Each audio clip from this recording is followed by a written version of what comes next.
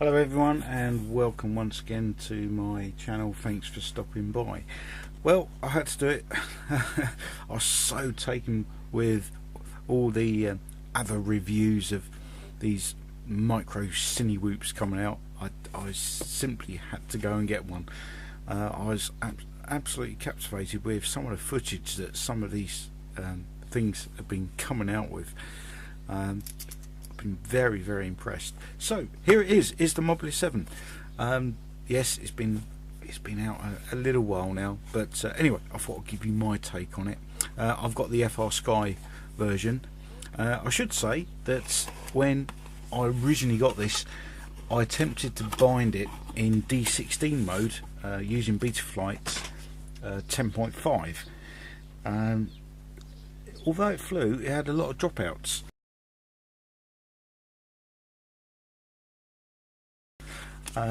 So after doing a bit of research on the internet, I found that dropping back to Betaflight 10.4 and using D8 mode solved that problem, which it has. So here we go with a little look at what you get in the box. We have the instructions. It's quite informative, and the writing's of a size that I can actually read without my glasses, so that's good. Quite comprehensive. So yeah, if you do decide to get one of these, please read them. They're very good. Once again, I would recommend you bind in D8 mode if you've got an old Taranis like mine, which is now classed as non-EU. So I'd definitely use the D8 mode, and don't forget to make sure this box is checked SPI RX support. So that's fairly important. So we have the drone itself, and yeah, what can you say? How small it is. The reason I've got a black prop here, I've been testing it already with different settings and what have you in Betaflight, and I've mislaid a prop. I can't find it anywhere in the garden. I've got a funny feeling it might have flew off and sunk into the pool. I'll have to dredge around it before the fish eat it. Okay, right. I have a micro SD card. This has got an onboard DVR on this movable camera, which records in 1080p. I can tell you the footage is absolutely excellent. This is a class 10. If you want to experiment with class 4, 6, 8, yeah, go ahead. You may be satisfied with that, but I think the speed of the micro SD card is going to matter with this DVR, so you probably get poorer results using the lower class micro SD card. With the battery, we have a 3S LiPo of 300 milliamps on a XT30 connector. These are high voltage, so don't charge them up. Well, you would be able to charge them up on your normal LiPos, but obviously you're going to lose out by not charging it up to the high voltage rate. Okay, so we got 11.4 volts for the 3-cell high voltage option. Okay, this camera is movable. I've moved my camera down a little bit, but I found that the camera angle is so wide, even if I manage to go fly it at this angle, at a steep angle, it's still going to capture everything you need to look at. Okay, in the box we also have, this is your menu board adapter. So once you've powered up the drone, let's just get this out. There's a little cable here, which I've just curled away, and hopefully if I can bring that out, that will plug into there, and on your FPV screen you'll have a little menu, and you can go through the options for your OSD. I've set up the recording facility, or the recording option, where as soon as you plug it in it starts recording, and if you decide at the end of your flight, which is only going to last about 3 minutes 30 seconds, depending on the size of the battery, but certainly on this I'm not going to fly it for more than 3.5 minutes. If you unplug your battery whilst it's still recording, it has an inbuilt recording protection, so it still save that file. Otherwise, if you don't want to do that, you can start and stop the recording by pressing this little button here. Now, in order to bind this little quad, what I found is, and I'm using my Taranis. Let's just make sure. So if we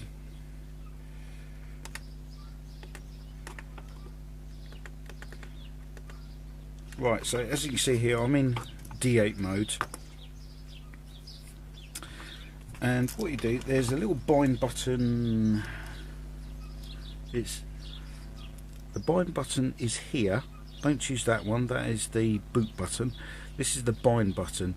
So you plug your battery in, press this, and the lights will blink. I think it's blinking slowly, waiting for a signal. Press the bind button on here, and you'll hear a tone, and the lights will go into a different phase, which just confirms that it is bound. Now, in terms of setting the procedure up, as I said before, I went into Betaflight 10.5. I didn't find things were working as they should. For instance, I didn't have the mode page come up, so you can assign your different aux channels to your different modes, etc. And also the OSD page didn't come up. So what I did, I went to Betaflight 10.4, downloaded that. It overwritten 10.5, and then you'll find out that you can have your mode page and your OSD page returned and operating as it should. So what I've done, you don't have to do this the way I did it, but what I've done, I've set up the arming switch on this one, SF, and that is aux 1. These I've still used as, I've got 3 rates on here, so this will be my elevator rates, high rates, middle rates, low rates, and this is my aileron rates, which you could also do in Betaflight, as I understand, but I've just chosen to do it this way. It's because I've been used to doing it. Right, my aux 2 channel, I've got 3 modes. So with the switch in the upper position, I've got it on angle mode. In the middle position, I've got it on, I can't quite remember what I've got it on now. It's I think it was air mode, but there's something else which is slightly better now. And in the bottom position, I've got it on acro mode. I've not really tried flying it on acro mode, not in the garden. I think I need a bit more space for that. What I'm going to do, I'm just going to show you a little bit of footage I've taken in the garden. Then I'm going to take it out. Hopefully, if we get a nice bit of nice weather down here on the south coast, which we don't often get, and when we do get nice weather, it's normally accompanied with an awful lot of wind. We go out and try and do a piece of acro flying, and you can really see then what this little quad is capable of, and it is, in my opinion, quite a capable little quad. It's amazing how far we've come from, in just a short space of time, from this little Ishin 010C, which I was flying indoors and using to learn FPV, to this. Absolutely fantastic. And yes, the price for this is, well, some might say it's steep, but with Chinese mass production, I still think we're getting a fairly good bargain. So right, let's take it out for a little flight, and we'll see how it does. What I should say, with my order, I ordered some extra props, which is just as well because I've lost a set already, and an extra canopy just in case I bash that one up, which I'm likely to do with my style of flying. What I should say, also in the box we have another spare set of propellers. They are entirely different to these. I'm told, for watching other videos, that these are they're slightly less powered props. Although they're the same size, you can see the design is quite different. It doesn't look as though it's going to give you too much thrust, so they're probably less powerful, but they do fit. I know some people did initially have a few problems with them not seating properly, but apparently just got to be a little bit more forceful and they will sit down there properly. We've also got some a selection of small screws, prop removal tool, and another screwdriver. I love screwdrivers, don't you? Absolutely fan. I can't get enough of them, which is just as well because I've got millions. Right, this also comes. This is an adapter, an XT30 adapter. So if you wanted to fly on 2S and you had two, let's just give me an example.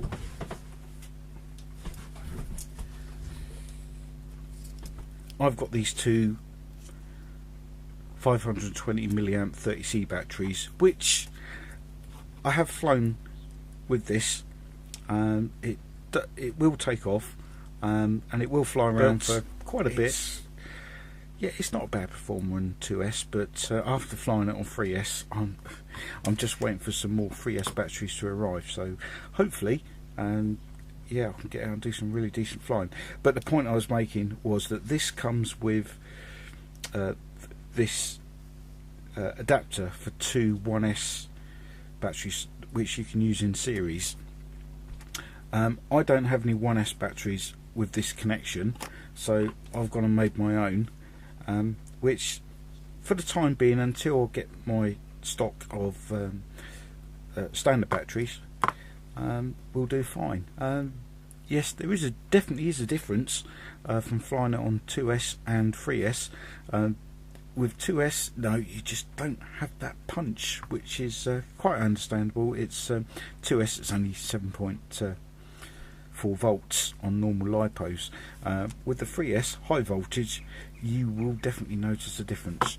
So, right, okay, with all that said, I'm not going to go into too much about the setup, because there are other videos that have been done by people far better than I. But I do have it flying. I do have it flying the way I like. So we'll see what the footage is like when we get back. So thanks for stopping by and watching my little channel again, and we'll see you again soon. Cheerio. Okay everyone, so here we go. The Mobula 7HD is all bound up, ready to go. Everything's all recording, so I can't wait for the aerial footage from this. So here we go.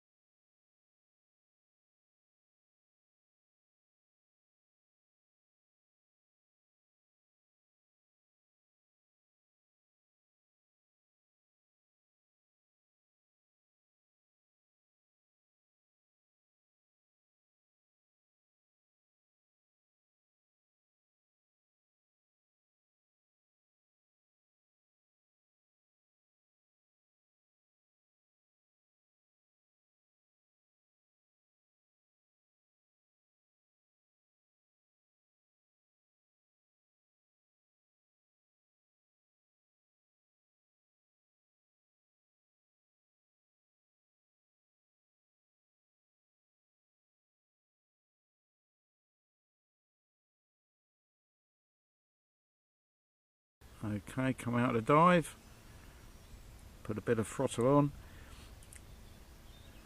What I normally do is I set angle mode for my top rate, which it has, but I must have mixed up acro with the middle rate. But never mind, at least I know where it is now. Okay, I've got 1 minute left. I'll bring it in. I don't want to overstress the battery on this.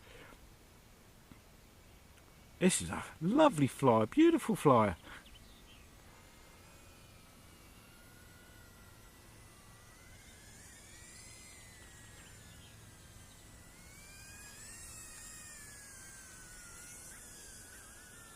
Ah, well, that's a good job I did that, because the battery has just gone dead. The video feed has now finished, so I timed that rather well.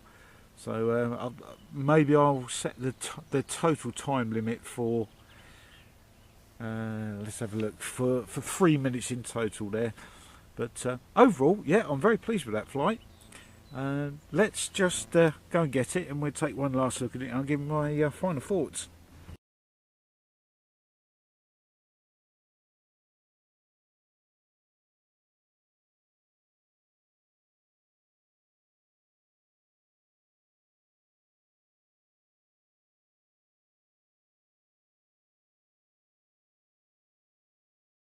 Here we have the Mobula 7HD. Yes, I'm very chuffed with this. I can see this and not being my only HD whoop, or cine whoop as they like to, as some people like to call them. Yeah, I'm very impressed with the performance. I suppose the only thing that's lacking is the flight time, but then again, given the size of the airframe and the batteries available, then you shouldn't expect much more than 3.5 minutes. As I said, I'm going to time it now for 3 minutes, just so I don't overstress the battery. The battery itself is warm to the touch, not overly warm, so I'm sure that'll be absolutely. I'm sure it'll be absolutely fine in the long run. Like a lot of these things, they just need to be used and cycled. So right, okay, so I've got a bit of I've got a number of different aspects of footage to download onto this video from here, from the GoPro and from the goggles. So I'll try and combine all those together with the initial review that I did, and hopefully you can see the final product. But once again, thank you very much indeed for joining me, and I really appreciate you stopping by. Thank you, and we'll see you again soon. Cheerio.